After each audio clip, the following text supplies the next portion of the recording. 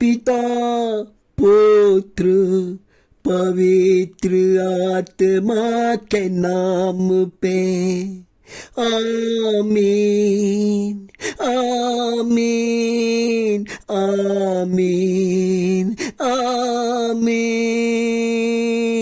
हो पवित्र आत्मा आजा हमारे प्रार्थना में आजा।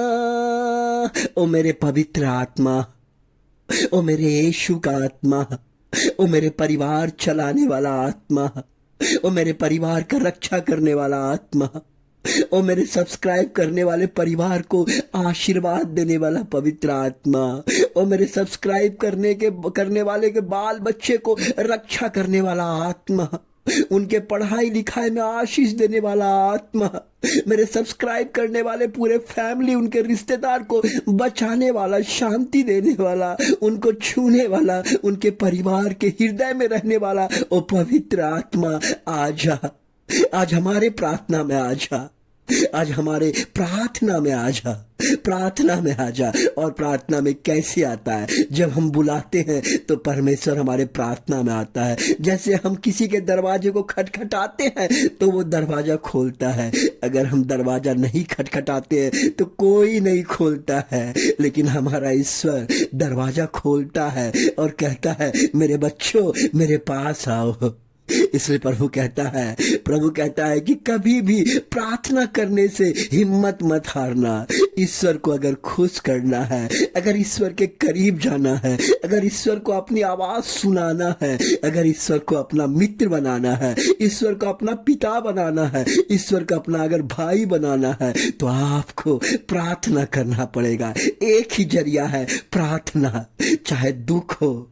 हम जानते हैं कि 99% लोग दुख में प्रार्थना करना छोड़ देते हैं, प्रार्थना करना छोड़ देते हैं। आप जानिए जब कभी आपको दुख है, आप जानिए जब कभी आपको तकलीफ है, जानिए जब कभी आपको मुसीबत है, तो हमेशा याद कीजिएगा ईश्वर ने आपको चुना है, ईश्वर ने आपके भविष्य को बदलने वाला है, ईश्वर ने आपके परिवार में आ गया है। यही संकेत है।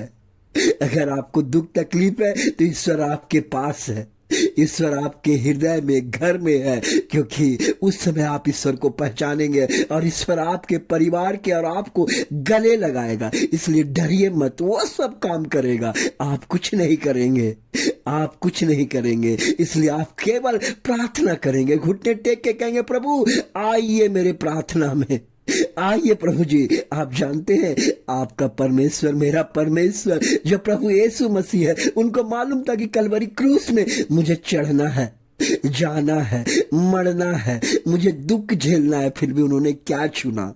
उन्होंने चुना प्रार्थना। आज आप क्या चुनते हैं? आप हमेशा चुनिए प्रार्थना। दुख में प्रार्थना, सुख में प्रार्थना और तकलीफ में प्रार्थना, हमेशा प्रार्थना ही प्रार्थना। अगर हमें चमत्कार होता है तो प्रार्थना, अगर हमारी बीमारी चंगाई होती है तो प्रार्थना, अगर हमें दुख हो जाता है तो प्रार्थना। दुख में तो ज्यादा कहना है, उल्टा कहना है प्रभु धन्यवाद प्रभु आपने मुझे दुख दिया है, धन्यवाद प्रभु आपने मुझे झेलने का शक्ति दिया है, धन्यवाद यीशु आपने मुझे चुना है। प्रभु क्या करेगा? आपसे आनंदित हो जाएगा, आपके जीवन को बदल जाएगा, शैतान वहीं से छोड़ के चला जाएगा।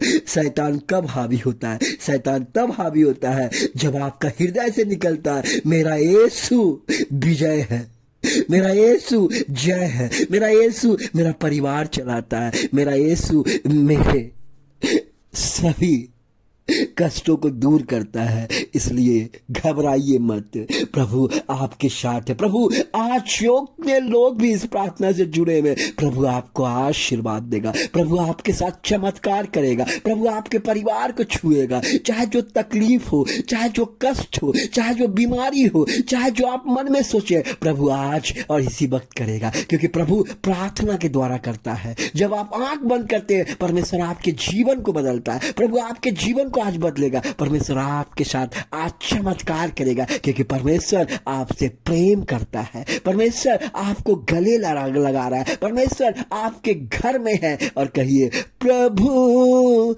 मेरे घर में आइए, प्रभु मेरे परिवार में आइए, मेरे बाल बच्चे को छूइए और चंगा कीजिए, मेरे परिवार के पाप को क्षमा कीजिए। हे प्रभु, धन्यवाद हो यीशु मेरी प्रार्थना मानने के लिए। हमारे सब्सक्राइब करने वाले पूरे परिवार, बाल बच्चे, उनके रिश्तेदार, उनको शांति देने के लिए, उनके परिवार में आने के लिए मैं धन्यवाद करना चाहता हूँ आज के सुबह की प्रार्थना में। इसलिए परमेश्वर खुश होता है परमेश्वर प्रार्थना करने से। धन्यवाद यीशु, हालेलुया।